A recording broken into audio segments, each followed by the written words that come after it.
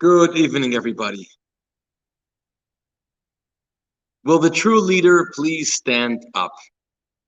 That's the topic of tonight in our next episode of Outlandish Talmud Stories and Outstanding Life Lessons.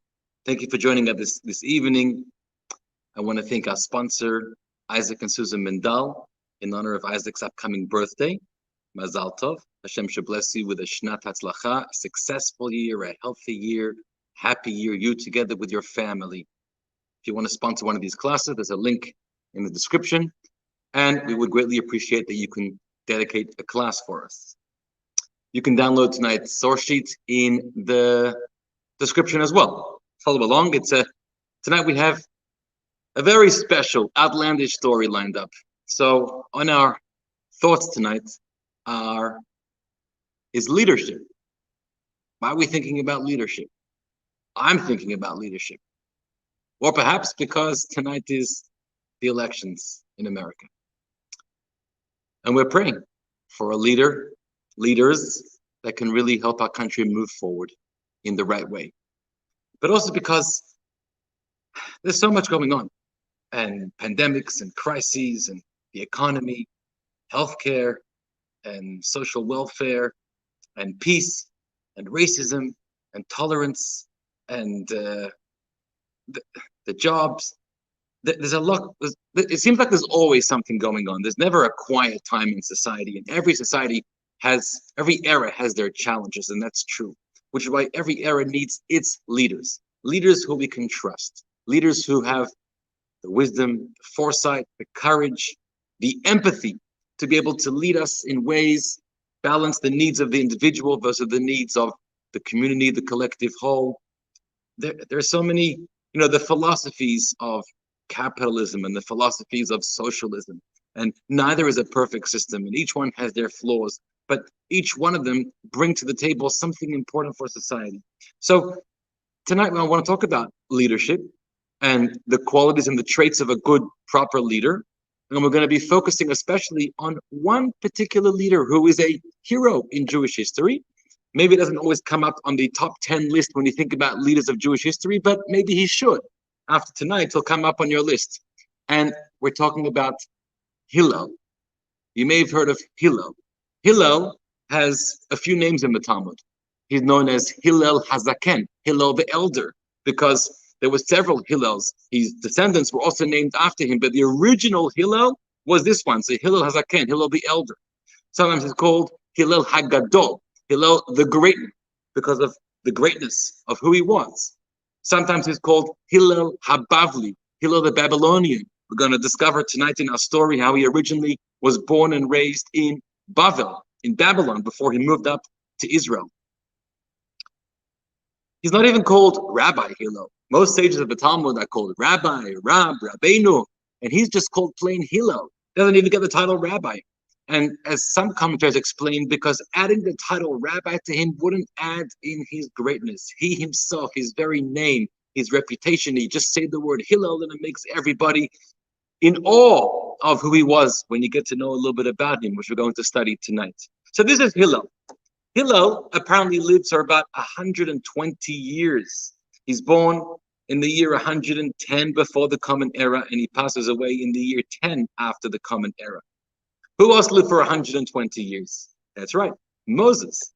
So there's some similarities between Hillel and Moses. In fact, there's a midrashic teaching that compares the life pattern of Hillel and Moses. The Midrash says, and I'm going to read it out, summarize it for you, that the Midrash says there were 4 people actually who lived for 120 years. Hillel, Moses, Hillel, our subject for tonight, Rabbi Yochanan ben Zakkai, we've spoken about him. He lived in the 1st, 2nd century after the Common Era, and then Rabbi Akiva, who lived in a similar time. Each one of them, the Midrash says, interestingly, their 120-year lifespan was divided by 40-year periods. So Moses, we know about him. His first 40 years, he was born and raised in Egypt. His second 40 years, he was living in Midian, marrying his wife, living by Yitzro. And his third 40 years is when he returns to the Jewish people, becomes the leader, takes them out of Egypt, and spends the 40 years in the desert. Well, similarly, Hillel also has the 3 40-year periods of his lifetime. For the first 40 years, the Midrash says he lived in Bavel.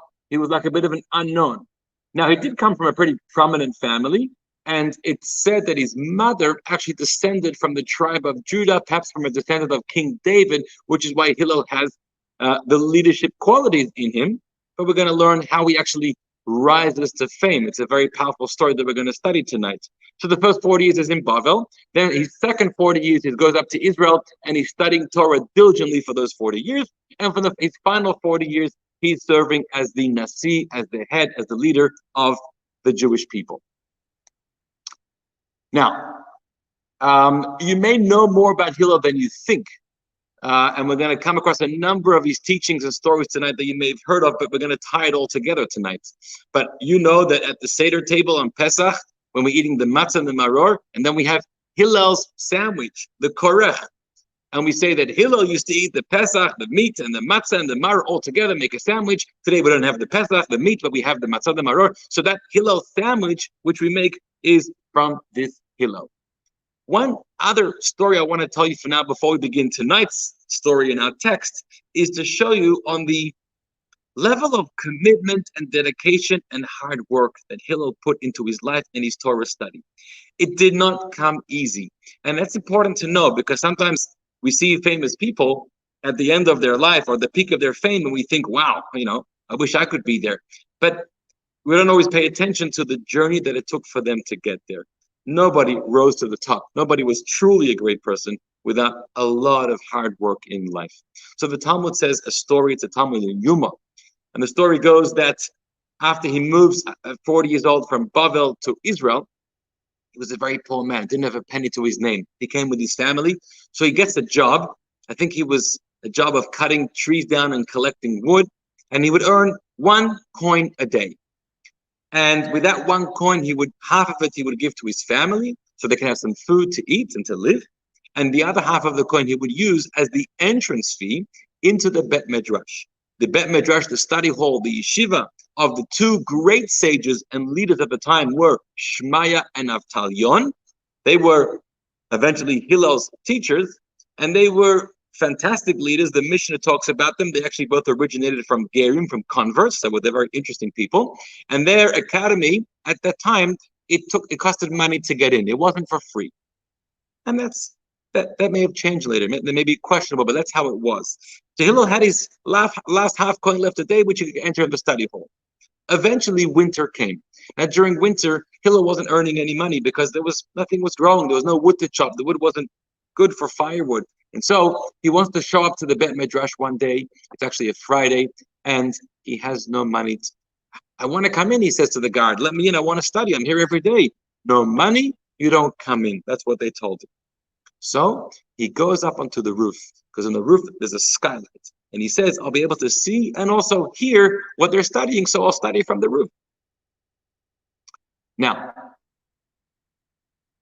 the next morning, it was Shabbat morning, Shmai and Avtayon and others came to the synagogue, to their study hall to pray and to study. And they noticed that it's extra dark. And normally they say there's a lot of light coming from the skylight, but this morning they look up there and it's being blocked.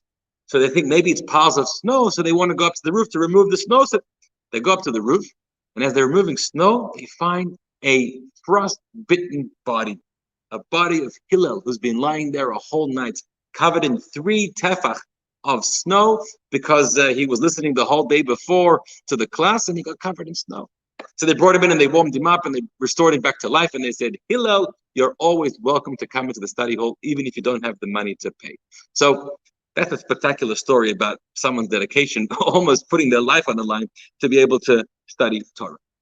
Let's go to our text. This is the story of tonight. It's from Pesachim, page 66a. Download the sheet in the description. There's a link there. And it's a bit of a long story. It's a lot of detail to it. Let's go through it together. The sages taught, the following law was forgotten by the sons of Betera, who were the leaders of the generation. So at that time, the leaders in Israel were called Bnei Beseira, the sons of Betera. There were in fact 3 sons, Rabbi Yeshua, Rabbi Yehuda, Rabbi Shimon. One of them was the head of the court. The other 2 were great leaders. They were great scholars, and they were in charge. However, a question came now to them, and no one else knew the answer. So everyone said, for sure, the Bnei Betera, they're gonna know. But the question came to them, and they did not know the answer. What was the big question? 14th of Nisan once occurred on Shabbat, and they forgot and did not know whether the Pesach lamb overrides Shabbat or not. That year, Pesach fell out on Saturday night, Sunday. Now we know back in the times of the temple, Erev Pesach, the day before Pesach, everyone would come to the temple with their lamb for the Karban Pesach, for the Pesach offering. You shechted it, you slaughtered it the day before, the 14th in the afternoon, and then you sat down in the evening after nightfall, after roasting it, and with your family and friends, with your group, you ate from the Pesach lamb. Here's the question. It's Shabbat. Shabbat, normally, we're not allowed to make any cuts and kill, and those are all prohibitions on Shabbat. Are you allowed to sacrifice the Karban Pesach, the lamb, on Shabbat, which is the day before Pesach, so that it'll be ready for tonight to eat at the Seder? Or do you have to wait till Shabbat ends and then begin the big job of slaughtering thousands of lambs from the entire Jewish population who came in to Jerusalem for the festival? That was the big question that nobody knew, and Bnei B'Tera did not know. And now it's Friday afternoon. We need to know because tomorrow is Erev Pesach and no one knows the answer. Now, just to pause for a moment, I want you to think about this. Interesting. Why did nobody know the answer? I mean, having the day before Pesach fall out on Shabbat is pretty rare. It's true. But it's not like it never happens. I'm sure everyone listening right now remembers in living memory of when it happened last. So you should know it's interesting. It doesn't happen very often. It happened 12 times in the 20th century. Sometimes there could be like every 3 or 4 years it could happen. Sometimes there could be almost 20 years between when it happens. And it's all based on how the calendar falls out. So I'll give you just some numbers, which are very interesting. In the last century, starting from halfway, so it happened in 1950, 1954, that's a 4-year gap. But the next time was 1974, which is a 20-year gap. 1977, 1981, and then 1994, 13-year gap. It happened in 2001, 2005, 4 years, 2008, 3 years later. It's going to happen in the upcoming year, 2021. That's a 13-year gap. And then it continues 2025, 4 years, and then 2045. So it could be very rare. It's true. It's going to happen this year, which is very interesting. You should know something about this year, the Jewish calendar year of 5781. If you thought that 2020 couldn't get any crazier, it's getting crazier. And that is in the Jewish calendar. So the way the Jewish calendar is designed, when the festivals fall out, which day of the week, there are essentially 14 different variations of the Jewish calendar. Now, I don't want to get into all the detail because it's very intricate and complex. However, just to simplify it, there are 14 different variations, and the 14th one, which is the most rare, happens the least often, is this year 5781. And we're going to see various strange occurrences, which in other calendar years often don't happen. And if they do happen, it's 1 or 2 of them a year. This year, we have a combination of many of these strange factors happening together. For example, you should know that and be prepared. So, for example, there's no Shabbat Chol HaMoed this year. You know, on Sukkot, there are 5 days Chol HaMoed, intermediary days. On Pesach, there's 4 days Chol HaMoed, intermediary days. Normally, Shabbat falls out somewhere in between. Maybe they start on Wednesday or on Thursday. This year, there's no Shabbat Chol HaMoed. They're all weekdays. So this past Sukkot, people were very happy. They got to have a full 5 days without Shabbat interfering. I'm not sure why Shabbat interferes exactly. That's an extra job for the people to prepare their meals. What else? This year, the fast of the 10th of Tevet is going to fall out on Friday. That is very rare. That's the only fast day that can fall out on a Friday, because that means you go into Shabbat very hungry. And you're not supposed to go into Shabbat very hungry, which means you're not allowed to normally fast on Friday. But the fast of the 10th of Tevet, commemorating when they besieged the walls of Jerusalem, is going to happen on Friday this year, which means when you go into Shabbat, you're going to be hungry. And the first thing you're going to put into your mouth is a cup of wine. Look forward to that. Then we have Purim. Purim this year falls out on Friday, which is also really strange. That means the Purim Seudah Friday afternoon goes into Shabbat. And there's a whole halachic discussion and process how to evolve from the Seudah into Shabbat, into the Prez of Shabbat, into the Shabbat meal. And we'll talk about that when we get closer. But that also means that in Israel, in Jerusalem, which Purim is a day later, it's going to be on Shabbat.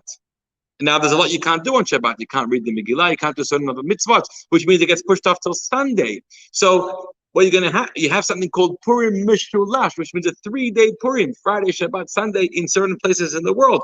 And I remember 20 years ago, I was in Israel when we had a Purim Mishulash, which was whatever. We'll let it stay there. What else? And then the final interesting thing is going to be Erev Pesach. The day of Pesach is going to be on Shabbat this year, as we mentioned, which means the destroying of the chametz. You can't make a fire because you can't make fire on Shabbat. So you do the fire on Friday, but then on Shabbat morning, you got to eat your challah because it's Shabbat, but you got to eat it before 10, 11 o'clock, and then you got to flush the rest down the toilets. It's very interesting. We'll talk about it when we get there. So that's this year. But back to our question, how is it that nobody in the generation knew the law about can you offer the Pesach offering on Shabbat? It maybe happened 3 or 4 years earlier or 7 years earlier, maximum 20 years earlier. Somebody must have remembered, right? So there's 2 answers. One answer is that we're talking here before the Common Era, before the time of the Common Era. During those times, they didn't have yet a fixed calendar. We have a fixed calendar which was created a couple centuries after the Common Era. But during those times, the way they would establish the months was all based on the human visibility and human testimony of the moon. And the humans would come to the court and testify they saw the new moon. The new moon is when, of course, when the sun, the moon, everything and earth lines up together. So you have the first visibility of the new moon for the month. And then the Bet Din needs to decide if it's true or it's not true. And then they determine if today's Chodesh, tomorrow's Chodesh.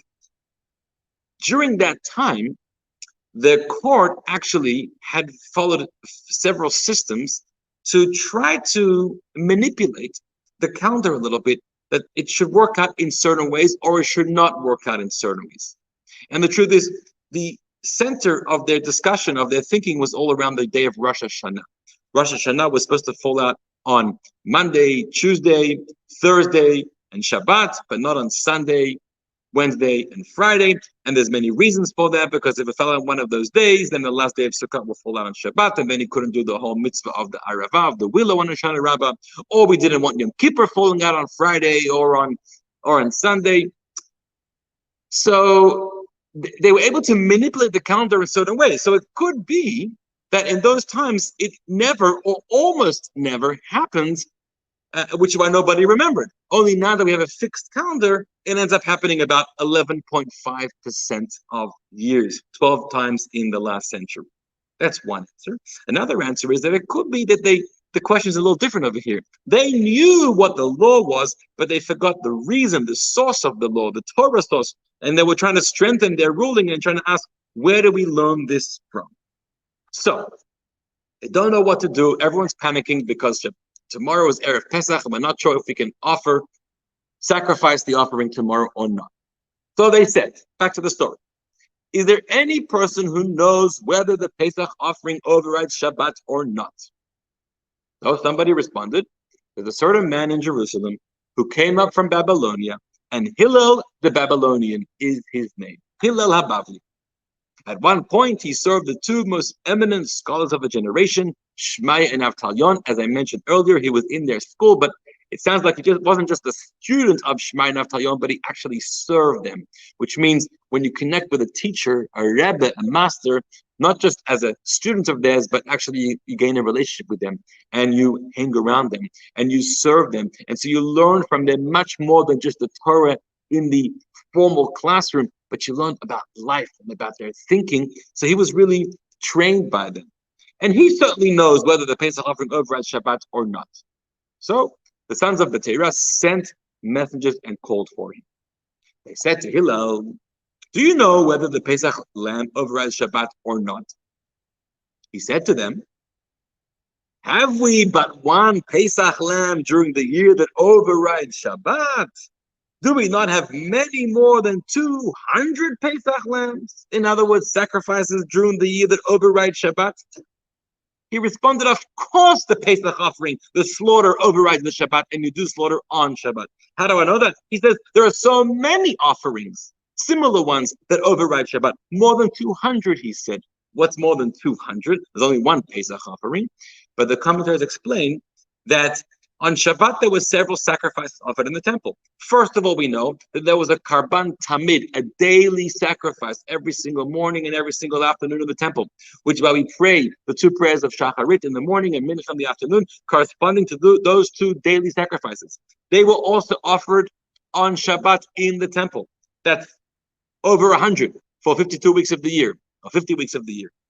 Then on Shabbat, there were an additional 2 offerings that were the Karban Musaf. They were the additional offerings of Shabbat, and there's another 100 plus. So we see, and then there were festival and other offerings. So we see clearly many offerings overrode Shabbat. So Hillel responds, of course, therefore, that the Pesach offering overrides Shabbat. Okay, that's the ruling. But they said to him, where do you know this from? What's your source? So listen carefully, and I want to introduce something here. This story that we're studying now actually appears 3 times in the Talmud. Once in the source we're learning in Pesachim, Talmud, Babylonian Talmud. Once in the Jerusalem Talmud, and once in the Tosefta, which is like another book of collection of Talmudic teachings. And each time it's a little different, in fact. Now, I've quoted the most standard version of the story, which is over here. But you will see soon that I'm going to add a paragraph that I took from the Jerusalem Talmud because I think it adds a lot to the geschmack, to the depth of the story. So, they're asking him, what's the source? So he answers, I'll tell you the source. The Torah says, Be'mo'ado, which means in its appointed time. That's the word that's stated with regards to the Pesach offering, that you have to offer it in its appointed time. And it says the same word, offer in its appointed time, with regards to the daily offering. And here there's a quote of the Pasuk. So the Pasuk says, Tzavat b'nei Yisrael, command the Jewish people, et karbani lachmi li'ishai, my sacrifices for the fire, reach nichochi, the fragrant smell to me, says God, tikrivu, lahakriv li, you should offer it to me, b'mo'ado, in its set time.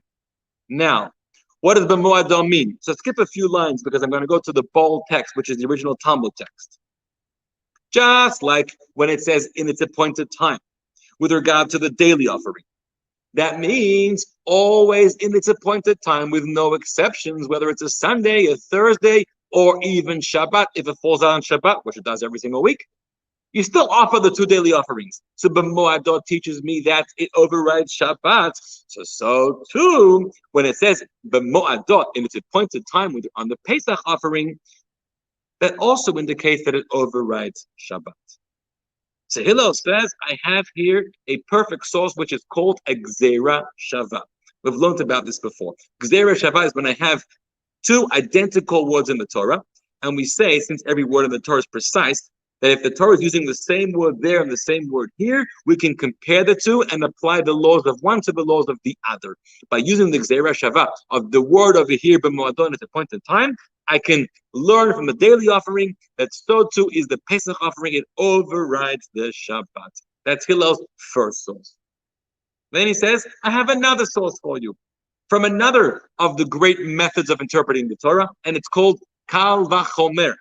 Kal Vachomer, a fortiori, which means we use a piece of logic and we say, if something applies to case A and case A is a smaller, lighter case, how much more so it'll apply to case B, which is a much more weighty case, right? If it's permissible for children, then it's for sure permissible for adults, right? Is a cartoon suitable for an adult? Well, I know it's suitable for a child if cartoons are still too suitable for children nowadays. So by way of logic, we permit it for the child. So what's the kal v'chomer over here? Listen carefully. Hillel explains. If the daily offering, the neglect of which is not punishable kares. If you neglect to do the daily offering, so it's a lav, you've transgressed a sin of not having fulfilled the mitzvah of offering, but there's no punishment. Well, when it comes, and that still overrides the Shabbat. So even though there's no punishment, so it seems like it's a little more less severe, less strict, it still overrides the Shabbat. How much more so when it comes to the Pesach offering, where it's a very unique positive command in the Torah. It's one of the only positive commands that if you violate or you neglect to do it, it is punishable by karet. There's a very strict punishment of karet. Karet is like heavenly death. God will take care of you in very harsh ways. How much more so it's such a stricter punishment, which sounds like it's a much stricter, more important mitzvah. How much more so it overrides the Shabbat. Let's not get carried away by these very interesting sources. And by the way, I didn't quote the text here, but the Gemara spends the next page or 2 pages analyzing, supporting, refuting all of these sources which Hillel brought. But as you can see, Hillel is bringing real sources from the Torah to prove his ruling that you can offer the Pesach offering on Shabbat. Now, Hillel is very impressive. Nobody ever heard of this guy before.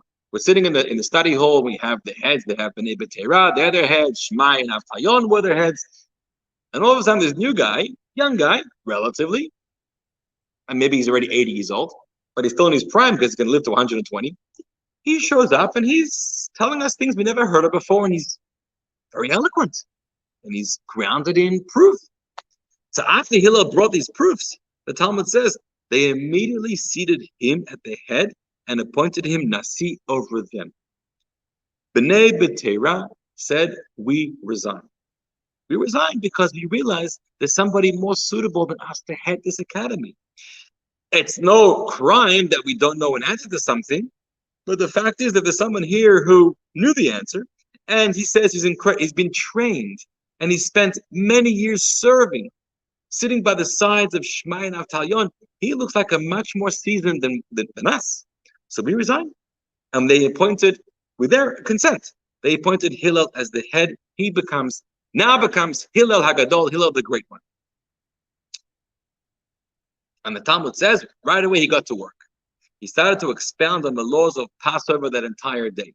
So it's Friday afternoon, Friday evening already, and Passover is coming. Every rabbi before Passover has to teach Pesach, the laws of Pesach to the people, and he's starting to lecture away to the students.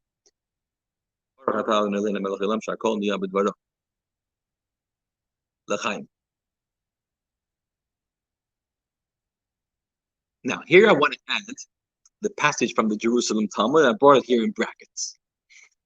The Jerusalem Talmud adds, even though Hillel brought several proofs, they were each refuted by the sages. Only when he concluded, this is what I learned from Shmai and Avtalyon, did they accept his ruling and appointed him as the head of the court. Which is a point that I was making earlier. This is where I got it from. It's one thing that Hillel was a great scholar. That's impressive. And somebody who can delve deep into the Torah and expound upon the verses in very novel and creative and deep ways and bring all sorts of textual sources and proofs and quotes. Somebody who could do that, he knows their stuff. Very impressive. Something what to admire. But that's not what convinced everybody that he's the right guy. Because the truth is, what was happening in the study hall, everybody had a disagreement and an argument, and this limud, this gzera shava, this is not true and that's not true, and I can refute it and I can bring a source against that. So that's subject to debate. But when Hillel said, at the end of the day, I know my ruling is true, forget about my proofs. From the fact that I know Shmaya and Avtalyon ruled that way, which, right away, is key into our conversation about leadership. A leader, especially a Jewish leader, but it should apply to every leader, is, of course, it's somebody who should be gifted. And gifted is able to think and study and read and interpret and understand, of course. But equally important, or possibly even more important, is the question, where did you come from? Who raised you? Who were your influencers? Where did you learn from? When somebody shows up from nowhere, without any connection to the past, without any connection to an older sage, a previous generation, a school of thought, a yeshiva, an academy, and they may be very gifted and learned, but we're always a little suspect, because where was your training? Where did you get your tradition from? And we are grounded in traditions. And what impressed them most about Hillel was that he said, I sat years and years by Shmai and Avtalyon. I drank up their words with thirst. I learned from them. I sat in their home. I ate meals with them. We had conversations. I learned everything about life. I was conditioned. I was completely molded by them. Now we have somebody we can trust. We know where you come from. There may be other places where other people can come from, but we know that you come from somewhere. You come from a tradition. You're not just making it all up. You're not just originating. Originating is good, but within context. It's also good to not to originate, but to be able to hold on to values, beliefs, teachings from an older sage, from a previous generation. That's very key when we think about a leader. Let's continue. So Hillel is sitting and teaching the laws of Pesach a whole Friday night. In the course of his teaching, he began rebuking them with words. He was taking his job very seriously. He says, I'm going to actually put you in your place now, if I'm the head. He said to them, what caused this to happen to you, that I should come out from Babylonia and become Nasi over you? He challenged them. Why am I sitting here in the head seat? Right? You had others. You had B'nai B'Terah. You had other people equally more qualified. They were sitting in this study hall for many more years. I'm a little stranger. I've come from Babylon. Why am I sitting here? You know why he tells them? It was the laziness in you that you did not serve the two most eminent scholars of a generation living in Eretz Yisrael, Shema and Avtalion. You guys, you're not the real deal. You're lazy, meaning you didn't put the right effort. If you were as committed as I was, you would make it your interest, your business, to seek out a connection, a relationship with the elders, with older rabbis, with those that are connected with the past tradition. So you yourself would be equipped with this kind of knowledge and experience. But you chose not to. You wanted to enjoy the good life. You came to the study hall during the day. You put in the 7 to 7, 9, 10, 8, 12 hours they work, and you studied. And then you went home and you put on your Netflix, or you watch the elections, or who knows what. Hillel, I didn't do that. I had a spare moment. I went to the study hall of Shema and Avtalion, and I went to their home, and I walked them to work and back from work, and I helped them go shopping because I wanted to drink up every single word and teaching and impression that I could get from them. That was his rebuke to. And by the way, just to explain this further, there's two values that the mission of the Talmud talks about a lot. One value is studying Torah. If you don't study, you don't know. And then you become what we call an am ha'aretz. You become ignorant. Something very important that we should always remember. Jews always used to know this. I think we forgot it a little bit. Jews value knowledge. We respect knowledge. We are the people of the book. We encourage ourselves, our children, that from day one of their lives, we have a text, we have a tradition, we have a Torah, we have thousands of years of teachings that are life-changing teachings. And so more than money and more than who knows what other kinds of successes, knowledge of the Torah is paramount. And how fortunate we are today that once upon a time it was in languages not everyone could access. Today everything is on the internet and everything is in English and Russian and French and Spanish and even in Braille for the blind. Knowledge. Remember that we respect when somebody who knows the weekly Torah portion and knows the Rashi commentary and knows passages of Talmud and knows the laws of the festivals and knows about, we should know things. That's who we are. That's what we have to contribute to the world. Okay? Maybe we're not the best tennis players and football players, but we're good. That's what we're good at. We should know what we're good for. But in addition to studying Torah, there's another value called shimush tamidei chachamim, which means serving scholars, rubbing shoulders, spending time with more senior, more elder sages, because they've lived longer than us. And they come from a previous generation. They come from the old world. And they have old world real values to teach us. Not that we want to become trapped in the old world. And we are very into innovation and progression and new world, new technology, new opportunities, new systems, new wisdom, of course.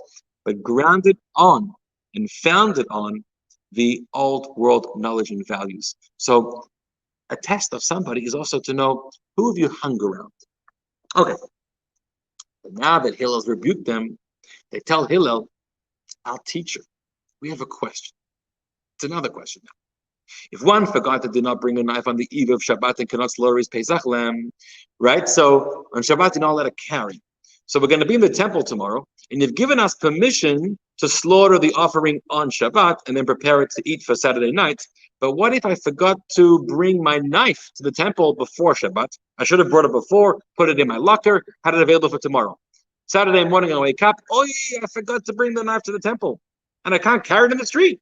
Or can I? That's my question. Since he could have brought it before the Shabbat, and he shouldn't be able to bring it on Shabbat, what should he do? That's the question to Hillel. And they're assuming Hillel knows all the answers, right? They just appointed him as the new head, so he has to impress them, He said to them, you know what? It's a great question. I once heard this halacha from my teachers, but I've forgotten. I don't remember now. That's a bit of an embarrassing moment for him. But then he says something very interesting. But leave it to the Jewish people. Even if they are not prophets, they are the sons of prophets, and they'll know the right thing to do. Let people do what they do. They know. The next day, on Shabbat, that was the eve of Passover, one whose Pesach offering was a lamb, and if he forgot his knife, he took the knife and he stuck it in the wall. And the animal carried the knife to the temple. And the one whose Pesach offering was a goat, and the goat doesn't have any wool to stick the knife into, he put the knife between the horns. And again, the goat carried the knife to the temple. So they found ways, without carrying their knives, that the animal can carry the knife to the temple. When Hillel saw what everyone was doing, he remembered the halacha. Now he remembered the law, and he said, you know what he said? That's the tradition that I received from Shmai Navtayon, exactly as you see. That's what I was told. Make the animal carry the knife instead of them carrying the knife. The people knew what to do. Now, stop for a moment because I want to explain this a little bit. What a strange thing. We ask for the halacha, we ask for the ruling. The ruling comes from the Torah. So, quote me a source, quote me a passage. No, I don't have a source. I don't have a passage. I don't know. But what I'm going to tell you to do is follow the people. Whatever they do, they'll know the right thing. What does that even mean? And yes, you should know. It's a fascinating concept. We have several times in the Talmud where it's not clear about how the minhag, how the law, how the custom should be. And you know what the Talmud resolves? Instead of saying, we've got to find somebody who knows the answer, we've got to dig deeper into the sources, we've got to go consult with other rabbis, maybe they remember something. No, the Talmud says, Puk chazi mai amadbar. Go out and see what the people are doing. And whatever they're doing, that's what you should do. Fascinating. We decide the law based on what people are doing, more than searching further to find our own answers from the Torah or another rabbi. I'll give you some examples. I'll give you two examples. There's one example in the Jerusalem Talmud. You may have heard the law called Yibum, the levirate marriage. That law goes like this. When a husband and wife are married and the husband dies before they have any children, the law is that the wife should marry the brother of the husband. That's called Yibum. At the same time, the husband does have a choice. He can choose not to fulfill that mitzvah. We're not saying he's encouraged to, but he could choose to, and instead perform a ceremony called chalitza. And chalitza is a severing ties ceremony. I'm supposed to marry you, but I'm going to sever the ties between me and you. You're my sister-in-law, and we'll go each on our own way. And how do you do this chalitza ceremony? So the Torah talks about a shoe. And if you've ever seen this before, it doesn't happen very often, but I have seen it before. There's a ceremony where she has a shoe when he takes off her shoe. It's a very fascinating ceremony. And now the question in the Talmud became, does it have to be a shoe? Can it be a sandal? Right? Some places, that's all they had. So this is what the Jerusalem Talmud says. If Elijah the prophet will come and tell you to use a shoe, we listen to him. If Elijah the prophet will come and say you're not allowed to use a sandal, we don't listen to him. You know why? Because go see what people are doing. If you go out there to ceremonies, you'll see people are using sandals in their chalitza, severing ties ceremony. And if people are using sandals, they know what they're doing. They must have got it from somewhere. When a custom, when a tradition, when a law became ingrained in the fabric of society and people are doing it a certain way, we can have the confidence and know that it's correct. That's one example. Second example, I'll just bring it up. Interesting example. You know that in Rosh Chodesh, in the synagogue, So in our prayers in the Amidah, we add the prayer of Ya'aleh V'Yavo. Okay, a special prayer for Rosh Chodesh, or on festivals also. Now, sometimes you're in the shul, you're praying Ma'ariv, and you know that there are certain parts of the prayer you're not supposed to speak. No interruptions. Starting from you say the Baruch Hu in Ma'ariv, and then you go into the blessings of the Shema, the Amidah. That whole section, we don't speak, we don't interrupt. Some people forget about that. Now, when it comes to praying the Amidah, and we're concerned because most people are going to pray the Amidah as they're used to, and they may forget about the extra addition of Ya'aleh V'Yavo. So how do we remind them? So different synagogues have different customs. Some synagogues you go to, as soon as the Chazan finishes the Kaddish and we're about to begin the Amidah, the Gabbai or the Rabbi or somebody or everybody goes to their table, the Bima, and they go. And those three bangs are a code. Everybody knows, that's the code for saying a reminder, Ya'aleh V'Yavo. Or in some synagogues, they grunt a little bit, no. In the times of the Rashba, Reb Shlomo ben Aderet, he was one of the Rishonim in the 14th century. There was a practice, which I've seen nowadays also, that actually somebody spoke up before the Amidah and said, reminder Ya'aleh V'Yavo. And people came to him and said, that's terrible. He's not allowed to talk in that part of the prayers. And they had this big question. They wanted to stop that tradition. So the Rashba responded, I know that the formula of the text says you're not supposed to be interrupting during that part of the prayer, so the bang is better than saying Ya'aleh V'Yavo. But the fact is, that's what people do. That's become the accepted custom and norm in many communities. And therefore, it is halachically valid and sound. That's the proof. Gary, I see a comment about the yichus. I'm not sure what you're referring to. Please explain, or I can put it up on the screen. Now, why is this? Why do we value the practice of the masses more than searching for an actual halachic source? So there's two explanations to this.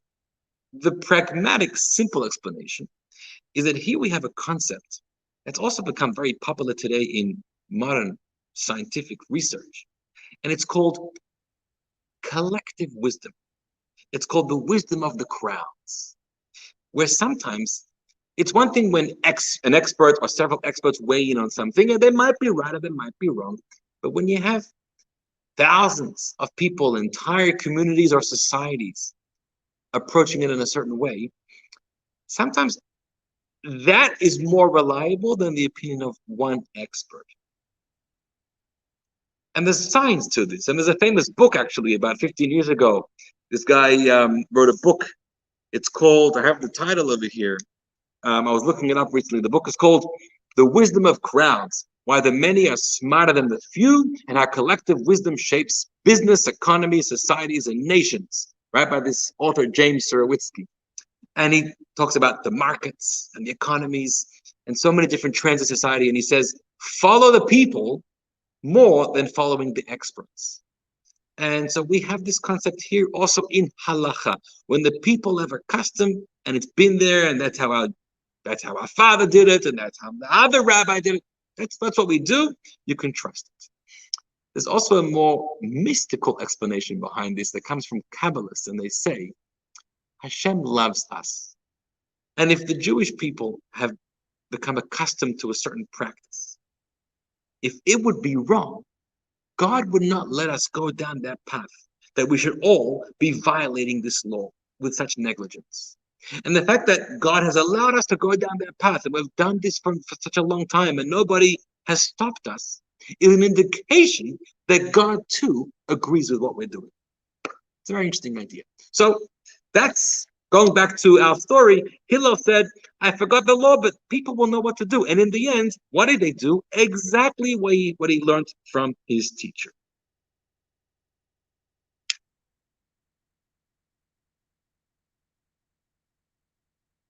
Now we come to the conclusion of the story. Actually, that is the conclusion of the story. But here are some reflections of the Talmud from the story. The Talmud says, with regard to the incident with Hillel, Rabbi Yehuda said in the name of Rav, anyone who acts haughtily, if he's a Torah scholar, his wisdom departs from him. And we learned that from Hillel. Because we said in the Brisa we just taught in the story, Hillel, who knew so much, and he took his position as president very seriously, began to teach Torah the whole night. But in the middle of his words, he started to act a little haughty. The chair, the position got to his head. And he started to rebuke the people. Nobody invited you here to rebuke the people. If you want to come and teach, if you want to come and inspire, if you want to come and encourage, if you want to come and elevate us, with pleasure. That's what we hired you for. That's the trust, the confidence we have in you. If you came to rebuke us and put us down and put us in our place, we're lazy. That's haughty. Therefore, because he acted haughty, the next question that arose about whether can you carry the knife or not on Shabbat, what did he say? I learned this law, but I forgot what to do. That, Rabbi Yehuda says, was a punishment from God. And that's the fulfillment of the teaching, that if a scholar behaves in an arrogant way, he forgets his scholarship. There's a certain blessing that Hashem gives you with the blessing of memory. Now, memory is not a miracle. It's not a spiritual thing. Memory is a neurological, scientific thing, of course. But we all know we have times that there's a lapse in our memories. And it could be for any kinds of reason. Maybe you're tired, maybe you're hungry, maybe you're distracted, maybe you're stressed, or who knows what. Or maybe you're just having one of those days, or maybe you feel like you're getting old. But spiritually also, if you behave inappropriately, in a haughty, arrogant way, then Hashem puts a blockage into your memory, which is the greatest punishment for a scholar, because their whole raison d'être in life, their whole role and position is to teach and to be able to guide. And if you don't have access to the knowledge that you know, well, you're in trouble. You can't be who you're supposed to be. That's a punishment for a leader who behaves arrogant. Next paragraph. Reish Lakish taught, any person who becomes angry, if you're a Torah scholar, you forget your wisdom also.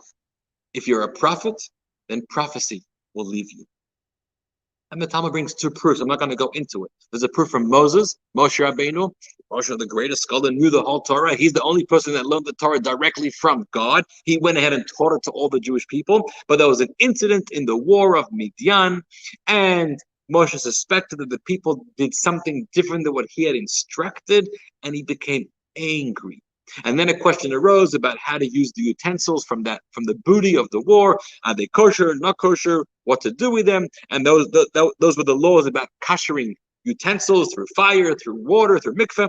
And when Moses was asked the question, he said, I don't remember. I learned it from God, but I don't remember. And then Elazar, his nephew, the son of Aharon, he ruled the law in the place of Moshe. And the Talmud tells us that was a punishment to Moshe. You know why? Because he got angry. And then Elisha the prophet, there was a time he lost his power for prophecy because of his anger, and he had to call the menagem, the music player, to come back and to pacify him. And through that pacification, he was able to remove his anger, and then once again his spirit was uplifted and he achieved prophecy again. Anger, arrogance. These are things that get in the way of being a leader. And these are two traits that are so tempting and sometimes feel so necessary when you're a leader. You're trying to be an effective leader. Anger is when you're frustrated that you're trying to guide and you're trying to teach, and this is what we do, and it's not rubbing off, and you could get angry. It's so tempting, whether you're a parent to a child or a teacher to a student or a leader to a community or to a nation. Anger is such a big challenge for so many people, and yet anger gets in the way of everything. Anger is the most tempting and least productive and most destructive emotion we have. Arrogance is the same thing. A leader, it's so tempting to become arrogant, meaning, I'm rightfully so. I'm at the top. You need to listen to me. We assert our arrogance to our children. I'm the boss. That's not a good way. That's not a healthy thing to do. Pride and knowing your place and asserting your position and your power, very reasonable. But arrogance is terrible. And so right away we learn from this story from Hillel and from Moses and from Elisha, two other things that really get in the way of being an effective leader. I want to go through some more things about Hillel so you can understand what a great leader he was. Why do we call him Hillel Hagadol, the great leader? But from this story, what have we taken away? We've taken away the qualities of Hillel. He came from Bavel. He wasn't part of the mainstream community growing up, but that doesn't matter. Just because you didn't go to the Ivy League school, just because you're not part of the who's who in society, not from the inner circle of what we call the big machers, that does not stop someone from rising to greatness and to leadership. If you have the qualities, then you get what you deserve. You'll be a great leader. And sometimes those in the inner circle are not always, even if they're being groomed for it, not always the most competent. Hillel was somebody who, besides his own achievements, recognized the importance of connecting with older sages, connecting with an advisor, with a consultant, with someone older or wiser than I am, having the humility to recognize I need to learn from others in order to be able to transmit to others. Hillel made a big mistake when he got angry or he got arrogant, and he recognized it because he forgot the law. And eventually he repaired his ways, and we're going to learn. I think the idea about Hillel, when he didn't know the answer to the question, and he said, trust the people. I think it's a very powerful trait as well. A leader has to know how to trust the people. A leader who doesn't trust the people and always needs to be in control and always needs to be there telling them what to do and making them submissive. No. You guide, you provide the policies, but the people know. They're wise, have faith in them. And when they do it and when they figure out on their own, it's much more beneficial and powerful than when you when you instruct them and they follow your orders. We have a comment from Garzi. What does it say? When Moshe hit the rock, when Hashem instructed him to speak to the rock, and because of his anger, he lost the opportunity to take the Jewish people into the promised land. Another good example. The Gemara brings actually 3 examples. That's correct. That's the second one. He got angry with the rock, and he lost the opportunity to go into Israel. And by the way, you see, I don't want to get carried away right now, but there was something about the command to speak to the rock, but instead he hit the rock. A leader speaks to people. A leader doesn't hit people. A leader who hits people is the one, like a parent who hits a child. And I don't mean physically hitting, but I mean verbally hitting. In their paradigm of their leadership is screaming and instructing and ordering and follow my commands in a submissive way. That's called hitting. Speaking is when you don't order somebody, but you influence them. You use words to encourage them. You teach them. And when you get someone to do something because you've influenced and taught them, it's so much more real and beautiful than when you've forced them to do it. That's another very good metaphor, that story about a true leader. Thank you, Gary. What else did Hillel accomplish that we can learn from? Hillel, we don't have in the Talmud a collection of so many of Hillel's halachic teachings. We have a few, not too many.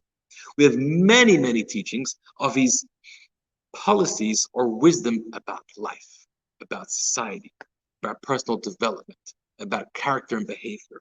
And that's going to show us what kind of person Hillel was. One legal construct which Hillel came up with was brilliant. And it affected the social order of the community. As the Talmud calls it, tikkun olam. Not tikkun olam as it's used today in spiritually repairing the universe. That's another concept. But his tikkun olam was enacting a law, literally for the benefit of society. What was the problem? We know that every 7 years, there's a law called the Shemitah. Shemitah is the year the land has to rest. Everything has to rest. And the Torah says every 7 years, another thing that happens is all loans get canceled.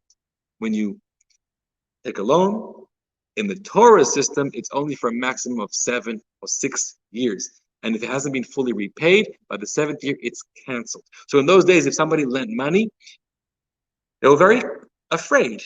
Maybe they loaned only a short-term money, but if you want to get a 30-year mortgage, you couldn't do that because the creditor would lose.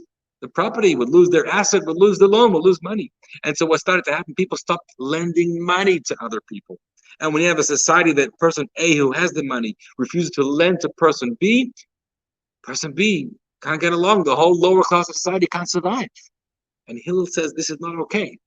Even though that's what the Torah says, but it's not okay the way people are reacting to it. So Hillel came up with the Prusbul concept. The Prusbul concept, without going into it in great detail, basically was a loophole. Yes, a loophole to allow for people's loans to stay on even after the Shemitah year, which encouraged the lenders to lend money and the borrowers to be able to have money to live, start their businesses, and build a good life for themselves. In the next few minutes, I want to share a little bit about Hillel's teachings.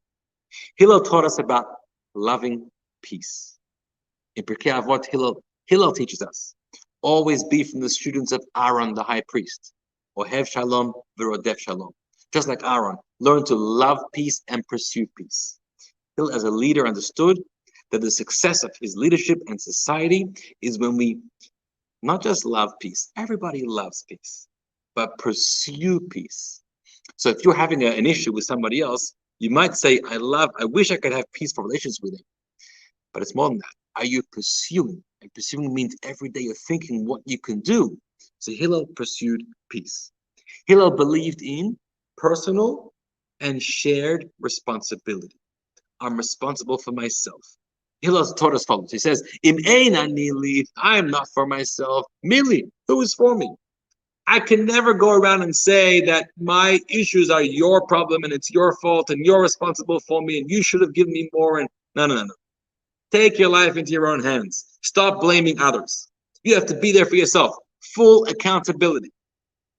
But at the same time, to balance that, Hillel said, but when I am only for myself and I dedicate my life just to myself, money, what am I really worth?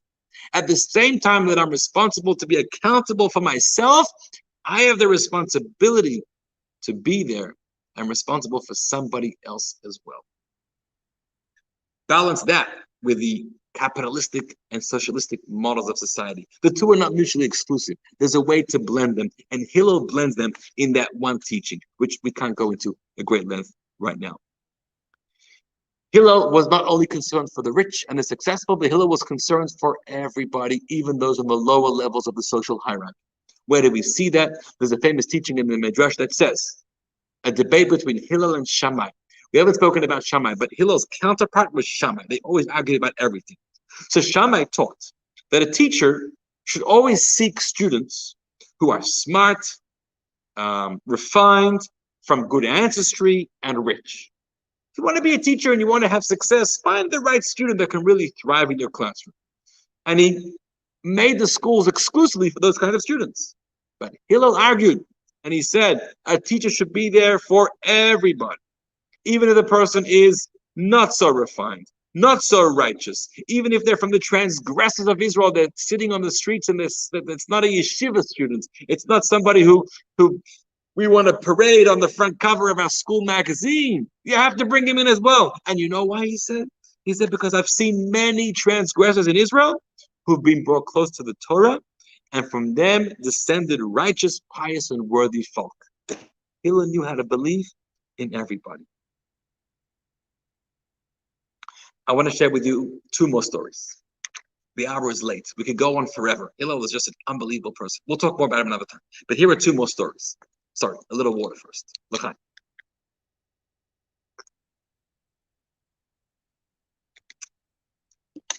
Hillel had never-ending, boundless patience. Such an important trait.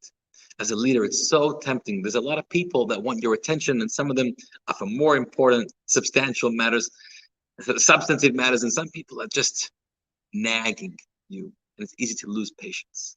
So here's the story. The Talmud says the story that there were two people who were making a bet with each other. And one person says, I promise you, I can get Hillel angry and worked up. The other one said, impossible. Hillel has boundless patience. So the person, let's put $400 on the bet. Sure, no problem. And so this guy who thinks he can make Hillel angry, it's Friday afternoon. Friday afternoon is already a hectic time. You ever met somebody, especially the fathers? I don't know, they're always so nervous. You have to learn how to bring more calm into the home. A takeaway. So learn from Hillel. So he comes to Hillel's house and he knocks on the door. Now Hillel is busy taking a shower before Shabbat. But he hears that someone's knocking on the door. So he puts on his robe and he comes to the front door and the person's standing there. He says, yes, how can I help you? Even though it's Erev Shabbat, he's in the shower. He didn't say, quickly, I'm in the shower. He said, how can I help you? Peacefully, calmly. So the person said, I have a very important question, Rebbe. Sure, what's your question? I want to know, why are the heads of Babylonian people more oval than others? Some say he was making fun of Hillel because Hillel was a Babylonian and maybe he also had an oval head. This was his very important question. Hillel thought about it and he said, that's a really good question.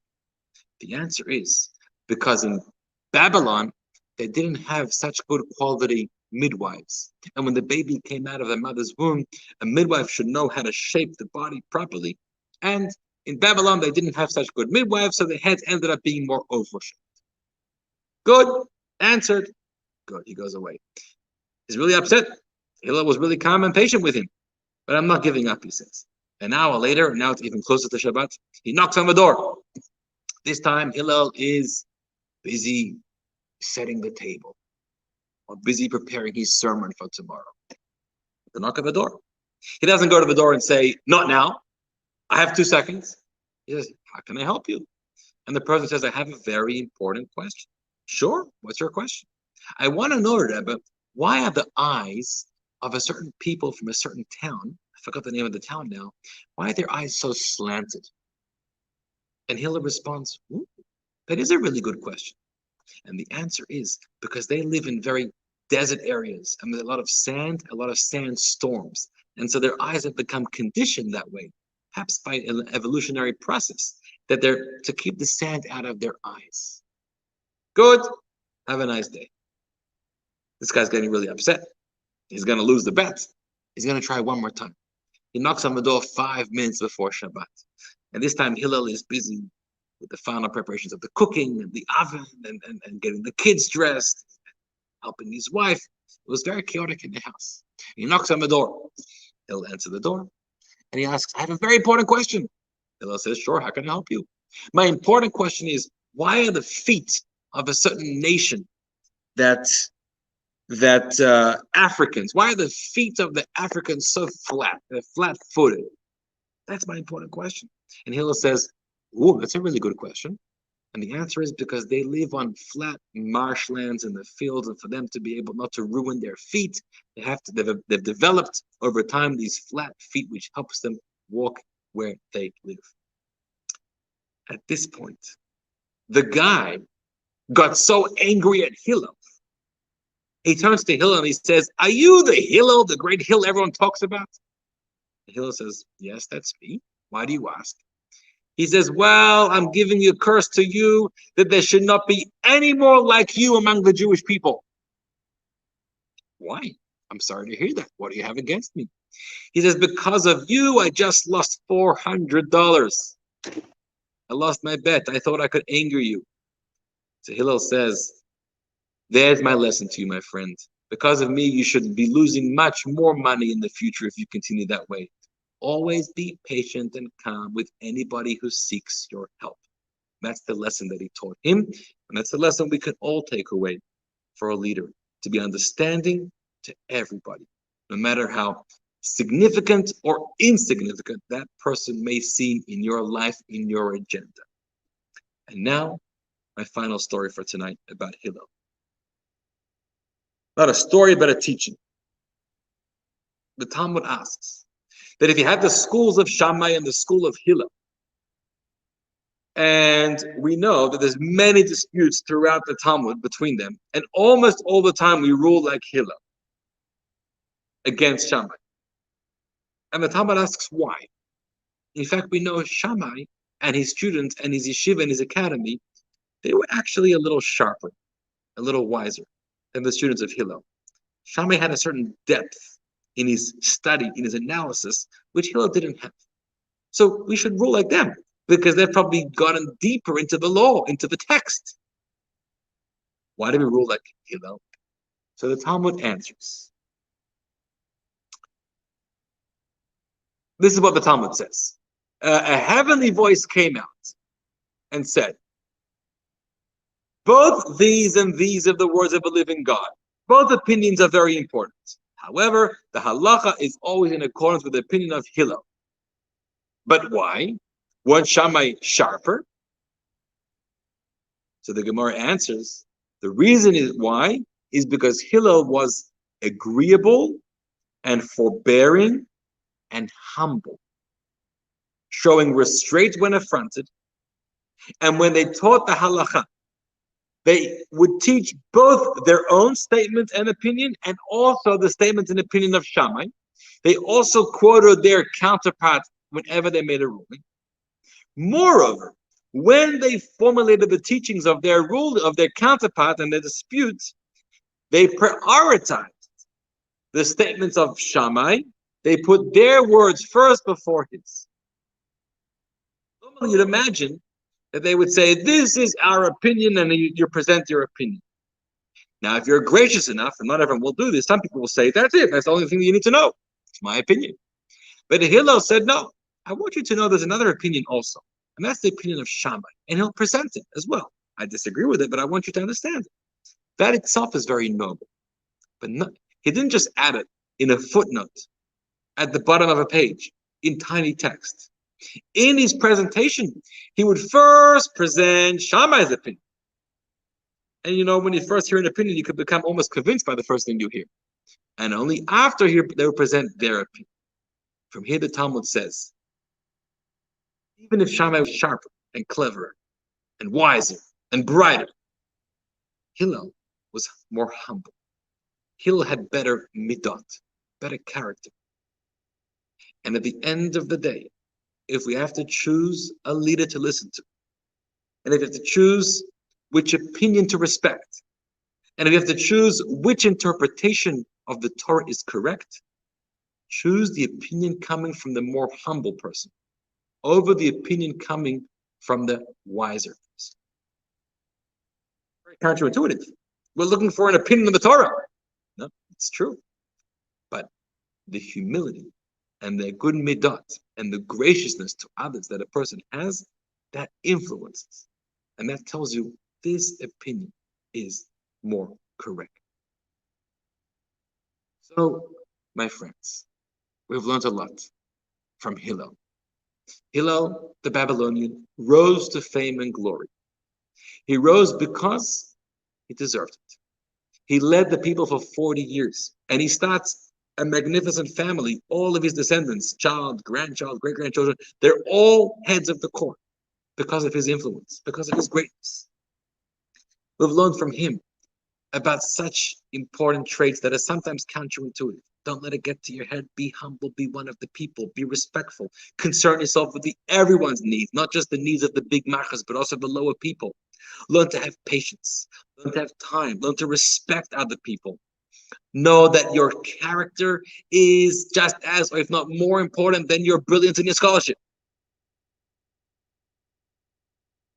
Have all these traits for Hillel. And when you're Hillel, you could be an effective leader for people. So we pray that as a nation, in our world, on a global level, national level, in our cities and communities, in our Jewish worlds, we should have the leaders that we need and the leaders that are able to lead and guide us, not control us, but influence and teach us and pick us up and help advance us into the new future with all the new opportunities and dilemmas and crises and hardships and innovations that come our way. Help us navigate it all with moral clarity and with hope and with encouragement and with fairness and with justice and with peace. May God bless America. May God bless Israel. May God bless us all. Thank you for joining us. A good night, and we'll see you next week, same time, same place. Good night.